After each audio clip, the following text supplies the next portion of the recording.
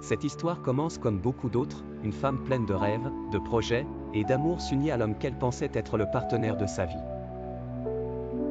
Mais très vite, elle se rend compte que quelque chose ne va pas, « Je suis mariée et pourtant, je me sens seule », confia-t-elle, le cœur lourd. Les premiers mois de mariage auraient dû être remplis de bonheur et de moments complices, mais pour elle, ils sont devenus source de fatigue. Elle essaie d'aimer, de protéger son foyer, de tout faire pour maintenir cet équilibre, mais son mari semble distant. Il est présent physiquement, certes, mais émotionnellement, il est ailleurs. Aucune communication, aucun échange profond. Ils ne parlent que de factures, de repas, comme si leur vie commune n'était qu'une routine sans âme. Ce qui la blesse le plus, c'est cette absence de reconnaissance, de considération.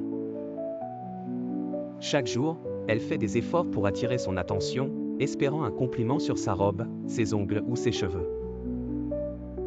Mais lui, il reste silencieux, indifférent, presque froid. Et même lorsqu'elle lui demande un simple compliment, il le fait sans enthousiasme, sans émotion.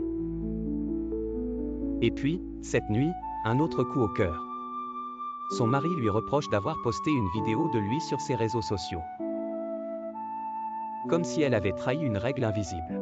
« Je n'ai pas épousé le mari de quelqu'un d'autre », lui répond-elle. « J'ai épousé le mien. »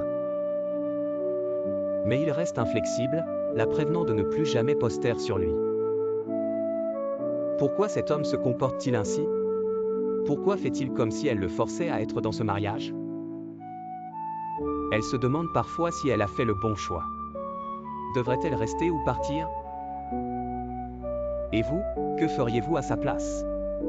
Pensez-vous qu'elle doit encore se battre pour sauver ce mariage ou tout simplement chercher son bonheur ailleurs?